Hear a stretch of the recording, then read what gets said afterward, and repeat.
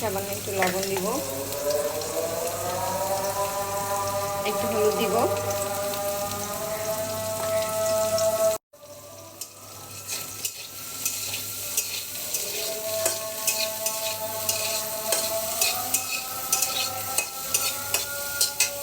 সয়াবিনটা ভাজা শেষ, আমি এখন উঠিয়ে রেখেছি।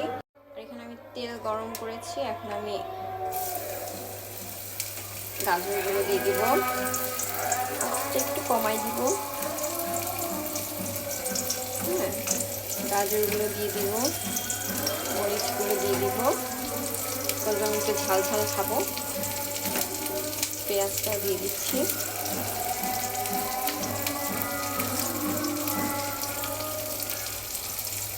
এখানে একটু হালকা করে লবণ দিয়ে দিচ্ছি। এগুলো একটু ভেজে নেব। এখানে কিন্তু আমি কোনো রকমের হলুদ ইউজ করছি না, ঠিক আছে গাইস। আমার হাত রান্না করতে করতে পুড়ে গিয়েছে, এখানে হচ্ছে পেস্ট লাগিয়েছি। তো এখানে আমি হালকা সেদ্ধ করে নিয়েছি, মানে হালকা একটু পানি দিয়ে, হ্যাঁ, একটু সেদ্ধ মতো করে নিয়েছি। আর এখন আমি এগুলোকে এক সাইডে রেখে আমি এখানে ডিম দিয়ে দিব। হ্যাঁ, এখানে আমি ডিম ভেঙে রেখেছি, এই ডিমটা আমি দিয়ে দিব।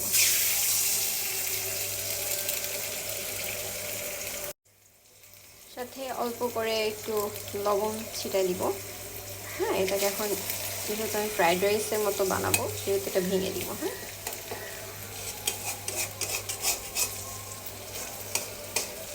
এই ইফতারি টাইমে একদম চুলায় আঁচ থাকে না, দেখছেন, খুলে দেয় কিন্তু কিন্তু চুলায় কোনো আঁচ নাই।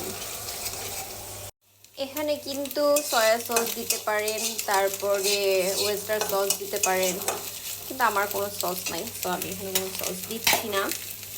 টমেটো কেটে দিতে পারতাম, বাট দিলাম না আর কি, থাক। এখন আমি সব আস্তে আস্তে দিয়ে দিচ্ছি। আমি তেলটা যেহেতু একটু কম খাবো, ওই জন্য তেলটা একটু কম দিয়েছি। আর এখন এই যে আমার বিরিয়ানি রাইসটা একটু দিয়েছি। আসলে রোজা থেকে রান্না করেছিলাম, এই জন্য লবণটা একটু কম হয়েছিল, লবণ একটু দিয়ে দিয়েছি।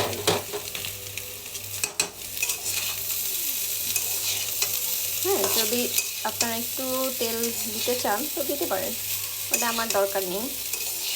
দ্যাটস ওয়াই আমার এভাবেই আমি খাবো, ওভাবে আমার মজা লাগবে। দেখতেই পাচ্ছেন কতটা ইয়াম্মি লাগছে গাইস, কখন যে আজান দিবে সেই অপেক্ষাই করছি।